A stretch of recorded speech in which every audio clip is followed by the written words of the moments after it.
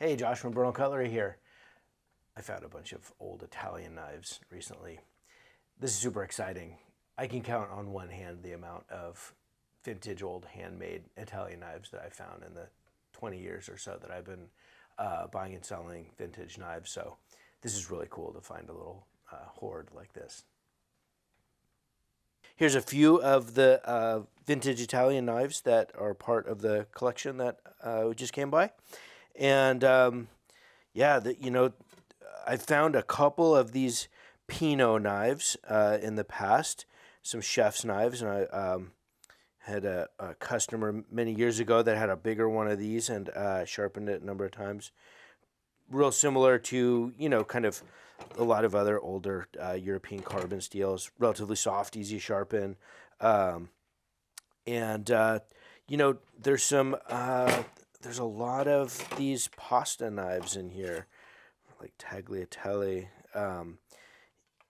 Some interesting narrow ones. This is kind of new to me. I'm more familiar with the slightly wider ones, and from what I understand, a slightly taller one is going to be a little bit better for longer use. So in a restaurant kind of setting, you want something a little taller, but these are still going to work too, and I imagine would also kind of double for a slicer as well.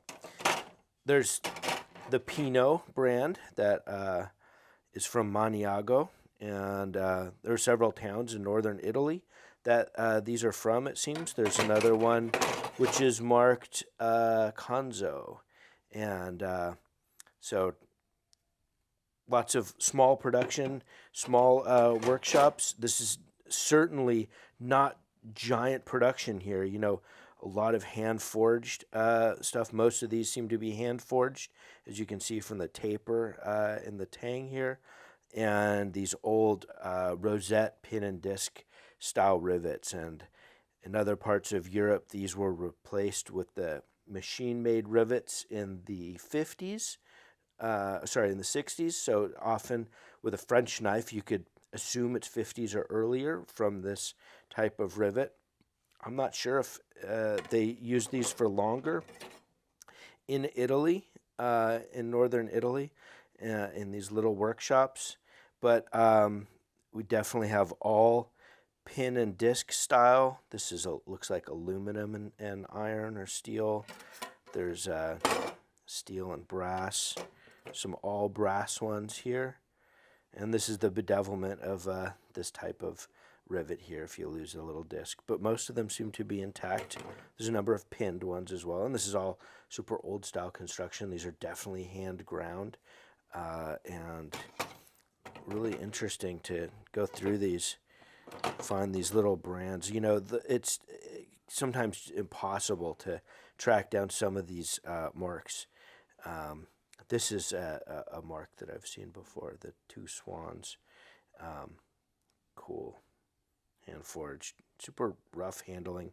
These weren't made, to satisfy anybody's vanity. They were good working tools that were very affordable. And I suspect that a lot of other places in Europe that were a lot of these little workshops that were making affordable work tools like this, that a lot of them really suffered when Japan was able to start exporting a lot of inexpensive cutlery in the 1960s and 70s, and that was what drove a lot of these little makers out. They were trying to compete with purely industrially made products with their handmade stuff. They were able to crank this stuff out for sure, and there wasn't a lot of fuss and bother with little gaps, and nobody was losing their mind about making something quote unquote perfect. But what cool knives though, and a bit of this small industrial history, which has definitely survived in northern Italy.